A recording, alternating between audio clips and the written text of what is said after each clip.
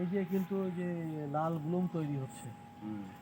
ওটা কিন্তু আর একটু সময় দিলে এরপরে যে লাল শ্যাওলা যেটা বলে, চোখে পড়ছিল তো এর আগে না, ওটা হ্যাঁ, কিন্তু দৃশ্যমান হবে। এখন অল্প আছে না, এটাকে এখনই ক্রাশ করতে যদি পারেন তাহলে খুব ভালো হয়।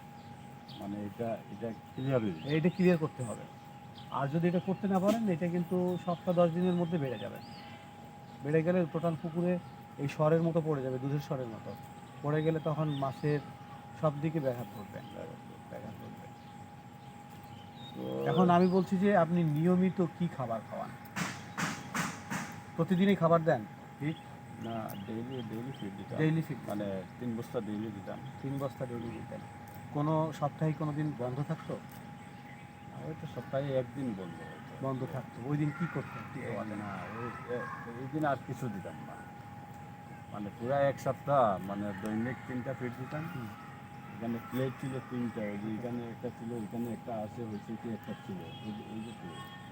আচ্ছা, ওই নিচে যে প্লেট বসানো আছে? হ্যাঁ, ওই যে মাছ মাছ মারা উপলক্ষে আর কি, মানে এগুলো তো সব উঠে তো গেছে? কেটে করছি।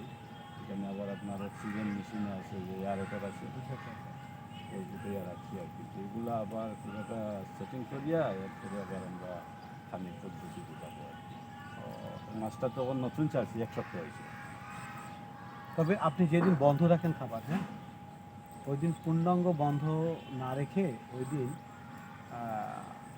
বাজারের কিছু খাবার, যেমন লালি গুড়, আর লালি গুড়ের সঙ্গে কিছু খৈল, আর দুইটা আইটেম, একটা হলো ডাইজেস্টিভ যেটা অ্যাকোয়াজাইম, আর কিছু মাল্টিভিটামিন বিঘা প্রতি, এটা মিনিমাম ডোজ, এটা মিক্সিং করে সপ্তাহে একদিন, যেদিন করে খাবার বন্ধ থাকবে ওই দিন যদি যেদিন বন্ধ দিতে থাকে। পারেন, তাহলে আপনার মাছের যে গ্রোথ যে হারে হয়, এটা জাস্ট আর একটু বৃদ্ধি পাবে।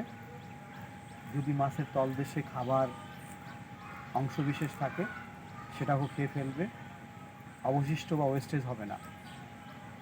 মাছের যদি ডাইজেস্টিভ সিস্টেম দুর্বল থাকে বা না হজম হয়ে থাকে, সেটাও ক্লিয়ার হয়ে যাবে।